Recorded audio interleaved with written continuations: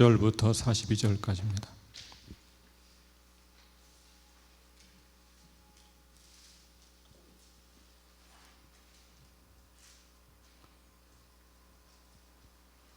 누가복음 6장 36절부터 42절까지입니다.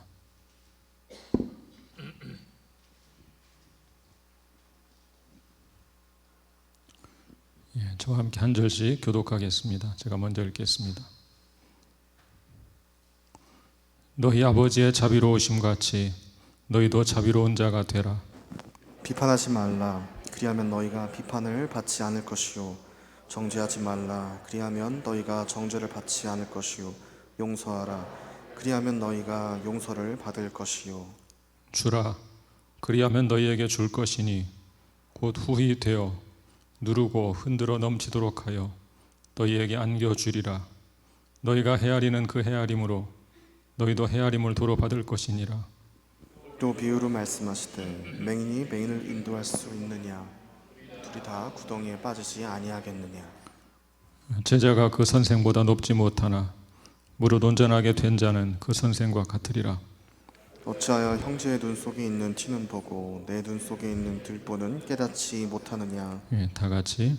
너는 내 눈 속에 있는 들보를 보지 못하면서 어찌하여 형제에게 말하기를 형제여 나로 내 눈 속에 있는 티를 빼게 하라 할 수 있느냐? 외식하는 자여 먼저 내 눈 속에서 들보를 빼라. 그 후에야 내가 밝히 보고 형제의 눈 속에 있는 티를 빼리라. 아멘. 앉으시겠습니다.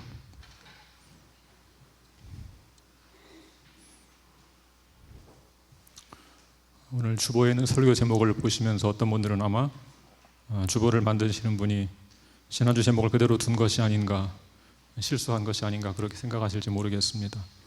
실수는 아닙니다. 오늘은 지난주 설교 제목과 같은 제목으로 설교하려고 합니다. 그 이유는 본문 36절 때문입니다. 우리 36절을 같이 한번 읽어볼까요? 36절 시작. 너희 아버지의 자비로우심 같이 너희도 자비로운 자가 되라. 지난주 말씀의 결론이었는데 오늘 다시 오늘 말씀의 서론으로 잡았습니다. 이 말씀은 두 가지 기능을 하고 있습니다. 첫 번째 기능은 앞에 있는 단락을 결론 짓는 것입니다. 예수님께서는 누가복음 6장 27절부터 원수 사랑에 관한 메시지를 전하고 있습니다.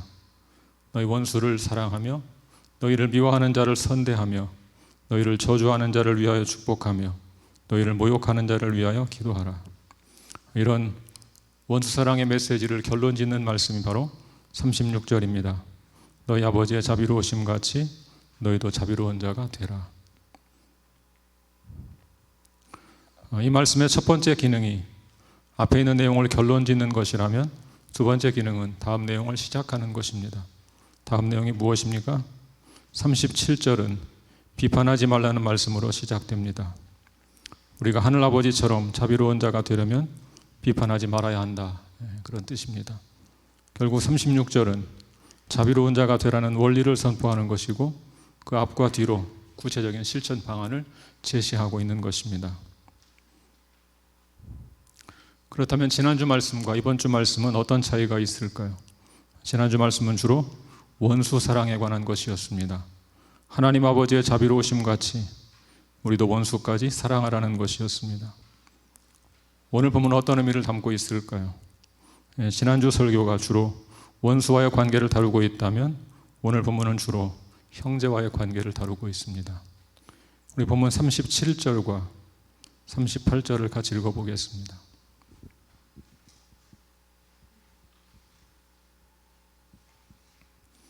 37, 38절 시작. 비판하지 말라. 그리하면 너희가 비판을 받지 않을 것이요. 정죄하지 말라. 그리하면 너희가 정죄를 받지 않을 것이요. 용서하라. 그리하면 너희가 용서를 받을 것이요. 주라. 그리하면 너희에게 줄 것이니 곧 후히 되어 누르고 흔들어 넘치도록 하여 너희에게 안겨주리라. 너희가 헤아리는 그 헤아림으로 너희도 헤아림을 도로 받을 것이니라. 어떤 내용이 기록되어 있습니까? 비판하지 말라, 정죄하지 말라, 용서하라, 주라, 이런 말씀이 기록되어 있죠.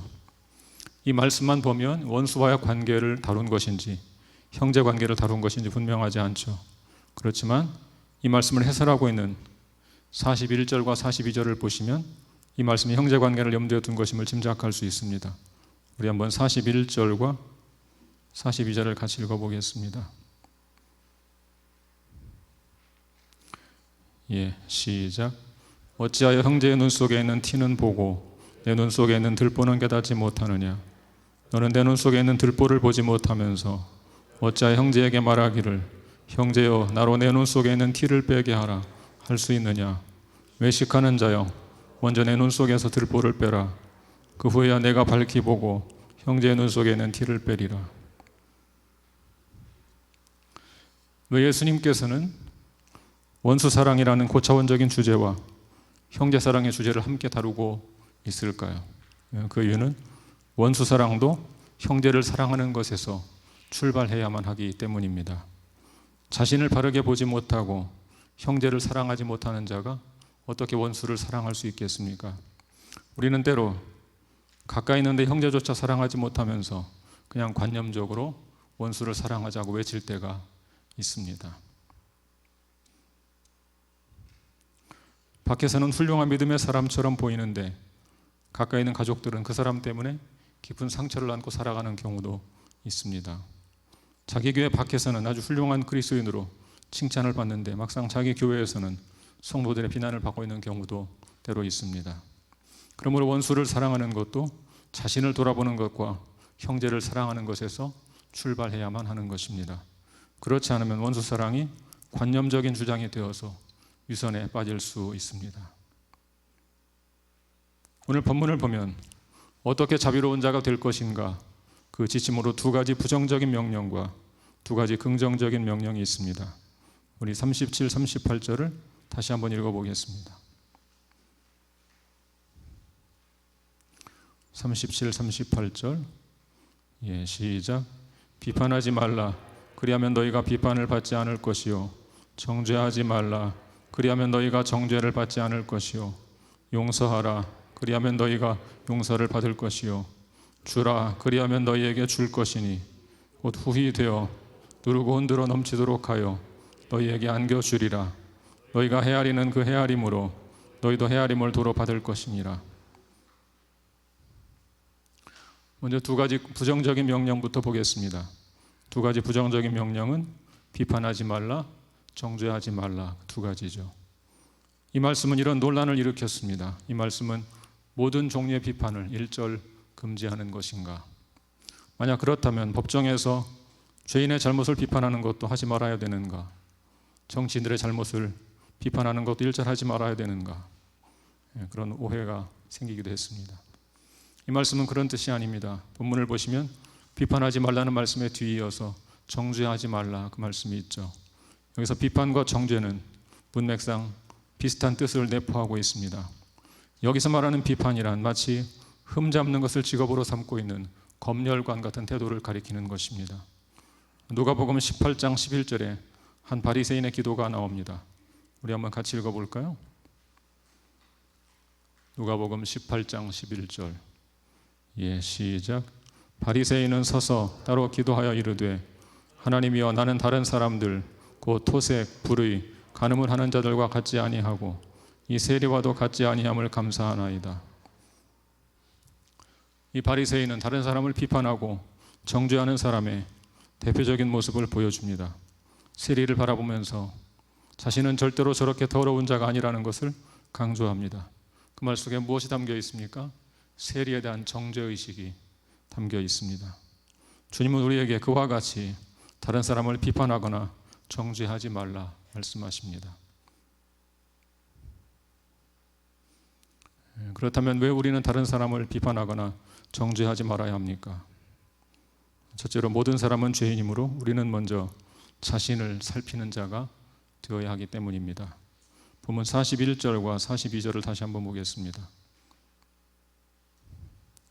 41절, 42절 시작. 어찌하여 형제의 눈 속에 있는 티는 보고 내 눈 속에 있는 들보는 깨닫지 못하느냐.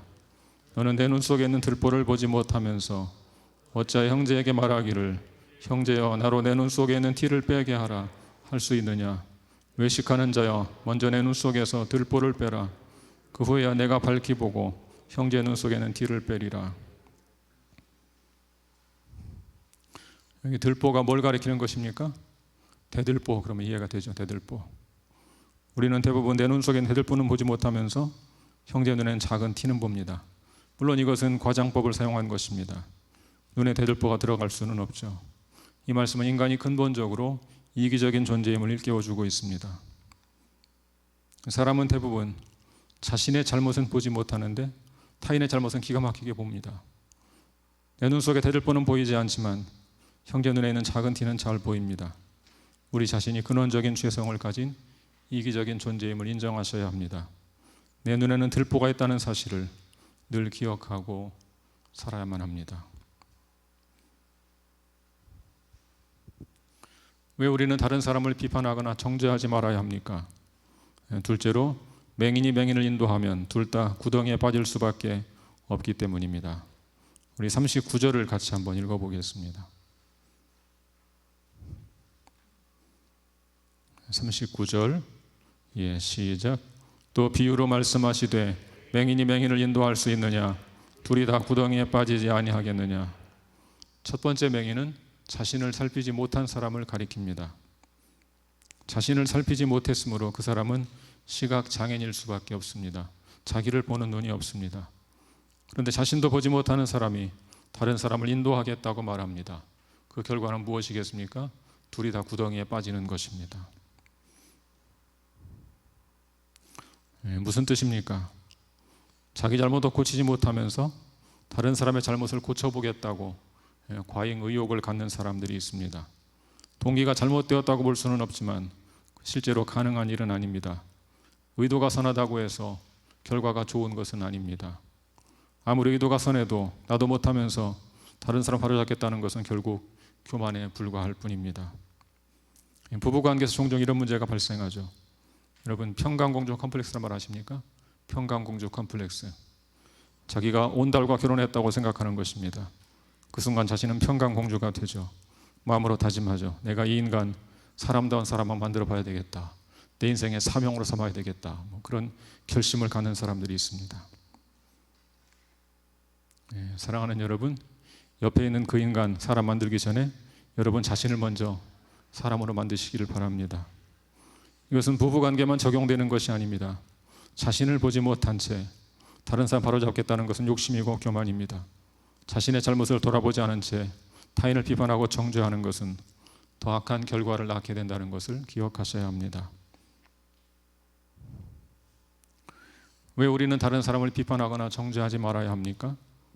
셋째로 우리가 다른 사람을 비판하거나 정죄하지 않으면 하나님께서도 우리를 비판하거나 정죄하지 않으실 것이기 때문입니다. 37절을 다시 한번 읽어보겠습니다.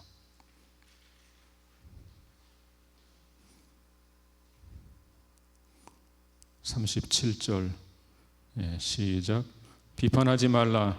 그리하면 너희가 비판을 받지 않을 것이요. 정죄하지 말라. 그리하면 너희가 정죄를 받지 않을 것이요. 용서하라. 그리하면 너희가 용서를 받을 것이요. 비판하지 말라. 정죄하지 말라. 그 말씀 다음에 약속의 말씀이 있죠. 그리하면 너희가 비판을 받지 않을 것이다. 그리하면 너희가 정죄를 받지 않을 것이다.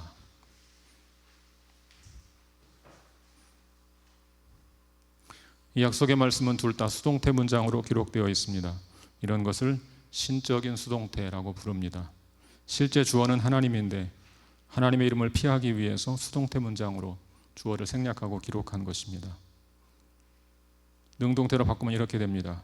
그리하면 하나님께서도 너희를 비판하지 않을 것이다. 그리하면 하나님께서 너희를 정죄하지 않을 것이다. 우리가 타인을 비판하지 않고 정죄하지 않으면 하나님도 우리를 비판하거나 정죄하지 않으신다는 말입니다. 이제 긍정적인 명령을 보겠습니다. 37절 하반절 용서하라부터 38절까지 같이 읽어보겠습니다. 우리 같이 읽겠습니다. 시작. 용서하라. 그리하면 너희가 용서를 받을 것이요. 주라. 그리하면 너희에게 줄 것이니 곧 후히 되어 누르고 흔들어 넘치도록 하여 너희에게 안겨주리라. 너희가 헤아리는 그 헤아림으로 너희도 헤아림을 도로 받을 것이니라. 우리 주님은 단지 비판하지 않고 정죄하지 않는 소극적인 자세를 넘어 보다 적극적으로 다른 사람을 용서하고 주는 삶을 살라고 명하십니다. 단지 다른 사람의 죄를 비판하지 않고 정죄하지 않으면 되는 것이 아닙니다. 오히려 보다 적극적으로 타인의 죄를 용서하는 삶을 살아야 합니다. 이 두 개의 긍정적인 명령에도 역시 두 개의 약속의 말씀이 있습니다. 우리가 다른 사람을 용서할 때 하나님도 우리를 용서하실 것입니다. 우리가 타인에게 베풀 때 하나님도 우리에게 베풀어 주실 것입니다. 그렇다면 하나님께서 언제 우리를 용서하시고 우리에게 베풀어 주신다는 말일까요? 물론 하나님이 이 땅에서도 우리를 용서하시고 우리에게 필요한 것을 주시는 분이지만 이 말씀의 초점은 이 땅보다는 마지막 날에 있을 하나님의 심판대에 있습니다. 혹시 여러분 실망스러우십니까? 이 약속의 말씀이 이 땅에서 이루어지는 게 아니라는 사실 때문에 실망이 되십니까? 후히 되어 누르고 흔들어 넘치도록 하여 안겨주겠다는 말씀이 재물의 복인 줄 알았는데 아니라서 실망스러우신가 모르겠습니다. 마지막 날에 있을 하나님의 심판대를 실제로 믿고 있는 사람이라면 이 약속의 말씀을 실망이 아니라 감격과 감사로 받아들일 것입니다. 인간의 죄성으로 깊이 절망해 본 사람이라면 거룩하신 하나님께서 나를 용서하신다는 사실이 얼마나 감격스러운 일인지 알 것입니다. 하나님께서 내게 넘치도록 풍성한 은혜를 주신다는 것이 얼마나 놀라운 축복인지 알 것입니다. 이 땅에 사는 동안 다른 사람에게 베푸는 삶을 살면 마지막 날에 그분께서 후히 되어 누르고 흔들어 넘치도록 하여 우리에게 안겨준다는 것입니다. 여러분, 옛날 시장에서 곡식을 파는 상인들을 생각해 보시면 이 비유적 표현을 이해할 수가 있죠. 곡식을 대충 담고 줄 수도 있지만 꾹꾹 누르는 사람들이 있습니다. 눌러서 더 붓고 흔들어서 더 붓고 넘치도록 안겨주는 그런 상인들이 있죠. 그런 모습을 가리키는 것입니다. 사실 우리가 어떻습니까? 남에게 베풀 때 그렇게 합니까? 후히 되어 누르고 흔들어 넘치도록 안겨줍니까? 그렇지 못하죠. 고민하고 갈등하다가 실체 넘길 때가 많습니다. 가정의 살림을 생각하고 이모저모로 계산하고 고민하다가 그중 일부를 남에게 베푸는 데 쓰는 것이죠. 그런 모습은 누르고 흔들어 넘치도록 주는 모습과는 분명히 다르죠. 하나님은 그런데 우리의 그런 작은 모습도 귀하게 보신다는 것입니다. 나는 조금 베풀었는데 하나님은 후히 되어 누르고 흔들어 넘치도록 안겨주시는 분입니다. 38절 후반부를 보시면 너희가 헤아리는 그 헤아림으로 너희도 헤아림을 도로 받을 것이니라, 그런 말씀이 있죠. 우리가 타인을 대할 때 헤아리는 그 잣대로 헤아림을 받는다는 말입니다. 우리가 베푼 만큼 주님께서 동일한 양으로 베푸신다, 그런 뜻이 아닙니다. 그러면 말이 이상해지지 않습니까? 후히 되어 누르고 넘치도록 주신다는 말씀과 모순되는 것이죠. 하나님은 우리가 용서한 것과 베푼 것보다 훨씬 더 크고 놀랍게 우리를 용서하시고 우리에게 베풀어 주실 것입니다. 적어도 그 양이나 정도에 대해서는 우리와 비교할 수 없을 정도로 많은 것으로 채워 주실 것입니다. 그럼 이 말씀은 무슨 뜻일까요? 우리가 다른 사람을 용서하고 베푸는 삶을 살면 주님도 우리를 용서하시고 우리에게 베풀어 주신다는 말입니다. 우리가 다른 사람에게 사용한 그 잣대로 주님이 우리를 판단하실 것입니다. 우리가 용서하고 베푸는 삶을 살면 주님도 우리를 용서와 베풀매 잣대로 판단하실 것이다, 그런 말입니다. 오늘날 예수님의 제자 베드로가 예수님께 이런 질문을 했습니다. 몇 번이나 형제를 용서해야 되겠습니까? 7번까지 해야 되겠습니까? 그때 예수님께서 이런 이야기를 하셨죠. 일반 달란트를 빚진 어떤 종이 주인과 결산을 하게 되었다. 처음에 주인은 몸과 처와 자식들과 모든 소유를 다 팔아 갚으라고 요구했다. 그 종이 진 빚 1만 달란트는 일당 5만 원으로 계산하면 우리 돈으로 3조에 해당하는 큰 돈이다. 갚을 수 있는 돈이 아니다. 주인은 그를 불쌍히 여기고 그의 모든 빚을 탕감하여 주었다. 얼마 후 그 종이 밖에 나가서 자신에게 100데나리온 빚진 자, 우리 돈 500만 원 정도를 빚진 자를 붙들고 돈을 갚으라고 요구했다. 그 사람은 갚을 돈이 없어 참아달라고 간청했다. 그 종은 용서하지 않고 그 사람을 옥에 가두었다.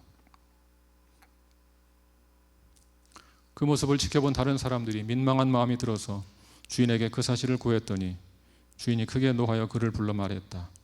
악한 종아, 네가 빌기에 내가 불쌍하게 생각해서 내 빚을 전부 탕감해 주지 않았느냐.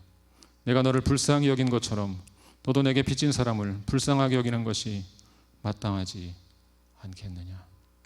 결국 그 주인은 이 사람을 다시 옥에 가두도록 명했다. 여러분, 이 이야기가 무엇을 말하는 것입니까? 예수님께서 이야기를 마친 다음에 이렇게 결론을 내렸습니다. 너희가 각각 마음으로부터 형제를 용서하지 아니하면 나의 하늘 아버지께서도 너희에게 이와 같이 하시리라. 우리가 이 땅에 사는 동안 형제를 용서하면 마지막 날에 그분의 심판대 앞에서 하나님께서 우리를 용서하실 것입니다. 내 죄가 크든 작든 그것과 관계없이 마치 1만 달란트를 탕감해 준 것처럼 나를 불쌍히 여기고 내 모든 죄를 용서하실 것입니다. 그러나 만일 다른 사람을 용서하지 않으면 그날에 하나님께서도 우리를 용서하지 않고 엄격하게 재판하실 것입니다. 예수님이 땅에 오셔서 하나님의 자비하심을 몸소 보여주셨습니다. 왜 그렇게 하셨습니까? 우리로 보고 배우게 하기 위해서입니다. 세상 사람들은 우리를 그리스도인이라고 부릅니다. 그 말은 그리스도를 따르는 자 혹은 그리스도를 닮은 자, 그런 뜻입니다. 우리는 그분을 따르는, 닮아가는 제자로 부름받았습니다. 본문 40절을 볼까요? 40절 시작. 제자가 그 선생보다 높지 못하나 무릇 온전하게 된 자는 그 선생과 같으리라. 제자가 선생보다 높을 수는 없습니다. 우리는 결코 예수님과 같은 자가 될 수 없습니다. 우리의 도덕적인 수준이, 윤리적인 수준이 예수님처럼 높아질 수는 없습니다. 온전하게 된 자는 선생과 같다. 그 말은 선생과 같은 수준이 된다, 그런 뜻이 아닙니다. 그렇다면 무슨 뜻이겠습니까? 우리가 선생이신 예수님의 삶을 배워서 성숙하면 그분의 삶과 동일한 유형의 삶을 보여줄 수가 있다, 그런 말입니다. 우리 예수님은 남을 비판하고 정죄하기보다 용서하고 베푸는 삶을 사셨습니다. 우리가 그분을 따라 살면 남을 비판하고 정죄하는 자가 아니라 용서하고 베푸는 자가 될 것입니다. 비록 예수님의 수준에 이르지는 못해도, 그 정도까지는 가지 못해도 예수님처럼 용서하고 베푸는 삶을 살게 될 것입니다. 우리가 어떻게 하면 주님을 따라 성숙해 갈 수 있을까요? 우리 모든 그리스도인들의 평생의 과제가 아닐 수 없습니다. 오늘 본문의 말씀에 근거해서 두 가지 권면을 드리려고 합니다. 첫째로, 늘 자신을 돌아보기에 힘쓰시기를 바랍니다. 만약 여러분의 눈에 타인의 흠이 보여서 비난하고 정죄하는 마음이 든다면 이 말씀을 기억하고 자신을 돌아보시기 바랍니다. 이미 비난하고 정죄했다면 이 말씀을 기억하고 돌이켜 회개하십시오. 내 주변에 있는 사람들의 모습, 내게 보이는 그 사람들의 모습은 거울이라는 사실을 잊지 마십시오. 거울로 보아야 될 대상이 누굽니까? 상대방이 아니고 나 자신이라는 사실을 명심하십시오. 둘째로, 항상 마지막 날에 있을 심판대를 기억하십시오. 그 심판대 앞에서 하나님이 사용하시는 잣대가 내가 사용했던 그 잣대라는 사실을 명심하십시오. 내가 다른 사람을 자비의 잣대로 대하면 하나님도 나를 자비의 잣대로 대할 것입니다. 내가 만일 정죄의 잣대로 대하면 하나님도 나를 그렇게 대하실 것입니다. 이런 의구심을 가질지도 모르겠습니다. 그것은 결국 행위구원론이 아닌가? 우리 행위로 구원받는 것인가? 여러분, 이것은 결코 행위구원론이 아닙니다. 우리 행위로 말하면 우리는 그분 앞에 설 수도 없는 사람들입니다. 그분의 은혜가 아니면 감히 우리는 그분의 자녀가 될 수 없는 사람들입니다. 우리는 분명히 그분의 은혜로 인하여 믿음으로 말미암아 구원받은 사람들입니다. 그런데 이 지점에서 꼭 기억해야 할 것이 있습니다. 우리가 진정으로 그분의 은혜를 입고 믿음의 선물을 받은 사람들이라면 우리를 통해서 그 은혜가 흘러가는 것이 자연스럽다는 사실입니다. 그때 은혜가, 그렇게 흘러갈 때 은혜가 온전히 이루어지는 것입니다. 사랑하는 성도 여러분, 형제의 흠이 보일 때마다 그 모습에 여러분을 비추어주는 거울이란 사실을 꼭 기억하십시오. 거울은 나를 돌아보기 위한 것입니다. 그러므로 그런 모습이 보일 때마다 자신을 돌아보고 회개하십시오. 항상 마지막 날에 서게 될 심판대를 의식하십시오. 그날 자비로우신 하나님을 만나려면 이 땅에서 만나는 사람들에게 자비를 행하는 자가 되십시오. 사랑하는 여러분, 오늘 작은 용서를 실천하십시오. 우리 하나님께서 우리 엄청난 죄를 용서해 주실 것입니다. 오늘 작은 선행을 실천하십시오. 우리 하나님께서 후히 되어 누르고 흔들어 넘치도록 풍성한 것으로 안겨 주실 것입니다. 우리 하나님의 자비로우심 같이 자비로운 자가 되시기를 우리 주님의 이름으로 축원합니다. 같이 기도하겠습니다.